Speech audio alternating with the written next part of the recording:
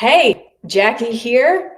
I am starting a coaching program for women in mid July, and I wanted to just start going live and talk off the cuff about our energy centers. This is going to be the topic that I will be diving in depth into each energy center that we have. There are seven main ones. They start at the base of the spine, go up to the top of your head. And today I'm going to focus on the root right down here. And the root is the home of our survival and our feelings of safety. So think about Maslow's hierarchy of needs. We've got food, shelter, water, everything that we need to keep our physical bodies safe and secure. Now, whenever our energy down here is balanced, then we feel safe. So we feel safe in our bodies, safe in our environment. We don't feel like we're going to be under attack. We don't feel threatened.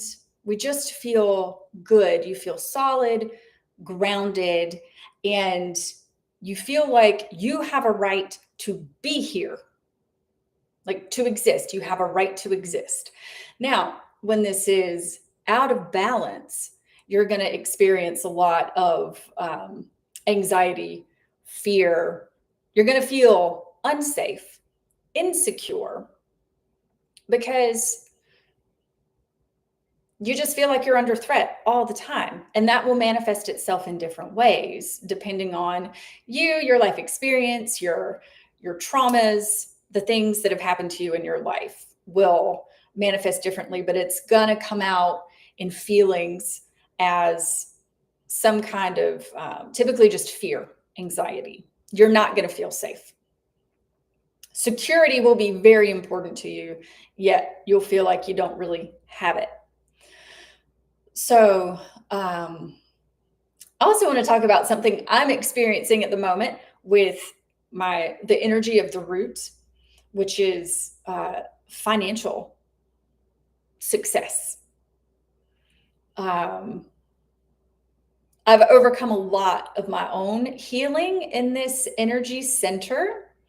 Abuse is the main one. I lived 14 years of my life in domestic violence. And so I never felt safe. Like 14 years, talk about being stressed out and living with my predator, the lion of the jungle was in my bed. So I never felt safe and secure. Even when he was out of the house, I always knew he was coming back. It sucked. I've healed so much of that.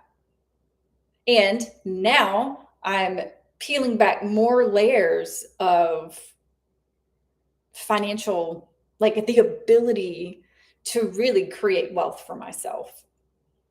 And I know a lot of people can relate with this. It seems like most of us are constantly, we want to have more, not from a greedy place, but from a place of security and safety and self-belief. So, when you don't feel physically safe in your body, you're also unlikely to believe in yourself, to believe in your power, that you can actually change shit. So I want to back up a little bit now and let's talk about how and why energy gets stuck in the body. So this is quite a big topic. So I'll just do a quick overview, focusing on our root energy center. So energy gets stuck in specific areas based on our life experience and our trauma. So, for example, focusing on the root, if you experienced, if you've had sexual abuse, any kind of, like whenever you grew up, if you did not feel safe and secure, if your mother was not somebody who was nurturing and you just really kind of felt left on your own, that creates trauma and it gets stored down here. It gets stored in this energy center. And what an energy center is it actually has its own neural network.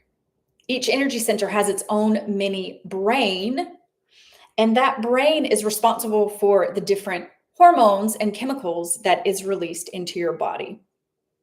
So for example, let's use something that every teenager up to adult has experience with, the root, sex. So you activate this center just through thought alone, right? You think about something that turns you on, and that little mini brain, that plexus of neurons responds. It responds to your thought. And it responds to actual like physical stimuli too. But we're going to talk about thought alone because we are the people that talk to ourselves the most. That little voice in your head is constantly here. You know, the devil, the angel, right? Like cartoons from our childhood. That little voice is constantly berating you with things. Okay, so through thought alone, we activate hormones and chemical releases. So the root, your body responds. It prepares for that type of activity and action. So this is the point. Through thought alone, we activate different energy centers. So to give a different example, let's take the energy center of the heart. Whenever you feel really loving and open and you feel gratitude when you hold your baby, when you pet your dog, when you see your best friend and you hug and you haven't seen each other for a long time, or you're in love with your partner, your heart opens. That energy center gets activated, and therefore, through thought alone, your heart begins to release its own hormones and chemicals. So the stimulus of thought creates a response in the body of hormones to be released. Okay. Going back to the root. This is where our thoughts are so important because your thoughts directly control your energy, which directly controls the hormones and the chemicals that are released in your body all the time. Okay, so we tend to live in a state of chronic stress. It's just the way modern life is set up. And as women now, we're not necessarily just in the home taking care of children and taking care of the household and doing that beautiful, nurturing role. We do that too, and we work. And now, like 50% of women are the breadwinners in their household. So you're taking care of a family and job, and you might be taking care of parents, and you're running your kids all over the place to their games and shit. And you are overextended, you're tired, you are trying to do it all, be it all, and you probably neglect yourself too because you're taking care of everybody else. Okay, I've been there. I used to do that. I lived off of literal just adrenaline, cortisol. Yes, I was in an abusive marriage. Yes. But I also had a job and I was the breadwinner for a good amount of time in that marriage. So like I was doing everything, and your body pays a price for that. Your health pays a price for that. And we tend to think about energy in terms of, I need more sleep. Yeah, I know I need to exercise. I know I need to eat well. Maybe I need to take some supplements. Maybe my hormone levels are wacky. I'm a woman in my 40s. I'm kind of, anyway. So we think about these things. We have an awareness of it. Yes, that is all important. But what I am wanting to bring into the world through my coaching program, through education, through this channel, in addition to my sound healing, is educating on our energy and how that directly impacts the quality of our lives. So just think of thoughts as energy. Is a thought going to deplete you and drain you, or is a thought going to restore you, bring you life, bring you joy, bring you gratitude? So I used to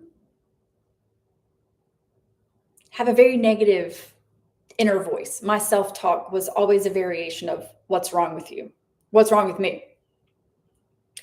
I have over the years changed that through healing my energy centers and moving the energy out of my survival centers and up into my like divine centers. By the way, your survival centers are your first three energy centers related to the body. When you get to the heart and up, the heart, throat, third eye, crown, these are our spiritual energy centers. And the heart is the bridge of between our physical body and our divinity. So the bridge between body and soul.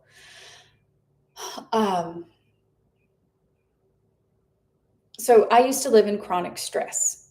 So this center, my root, was activated in all the wrong ways. I had an excessive amount of energy of fear and insecurity, very unstable. And when you live in chronic stress, then the hormones of stress are always activated. Think about your fight or flight response always being activated when you're awake. Only the difference today is we don't live out like a tribal existence. We're not facing life-threatening situations every day. We don't have to fight off other tribes. We don't have to fight off predatory animals. We're generally physically safe, generally. Okay, we have houses, money, at least enough money, But think about having fight or flight activated all the time. Only you can't fight, you can't run away. You just sit there and you take the shit that your coworker is talking to you about. You just sit there, you're not moving your body, you're not able to express this energy. It just stays stuck in this closed system. And then your heartbeat goes all over the place and you generate the hormones of stress. And then you just stay there and energy's stuck and it's just stuck. Energy doesn't just have to be stuck in the root for you to feel stuck in your life. I think we can all relate to this. So there are certain practices that you can do to begin to move energy out of the body, like move that trauma up instead of it just staying stagnant. And these are some things that I will be teaching about in my coaching program. But just a quick thing, like you can do breath work. Just search breath work on YouTube, and there are tons and tons and tons of videos that will guide you through various forms of breath work. And what this begins to do is the breath is really powerful. It can activate your heart and hormones like oxytocin, DMT. Like oxytocin is the bonding hormone. So oxytocin is in breast milk. So it creates that really strong bond between mother and baby. Whenever you are falling in love with somebody, that is oxytocin being activated. So you're like bonding. It releases, your heart can release DMT. And that is like a psychoactive drug. I mean, it's a drug, it's a hormone that your body produces. So breathwork is great for that, to help move energy from down here. And it literally, like DMT is mind expanding. It opens you up to God. I've had really awesome experiences with breathwork and just being connected, knowing that I'm connected to all that is, to oneness. And so anyway, Google breathwork. And also just simply recognizing that you feel stressed or that you feel afraid or that you feel insecure. Just simply recognize, instead of like fighting against it, which I used to fight against it all the time.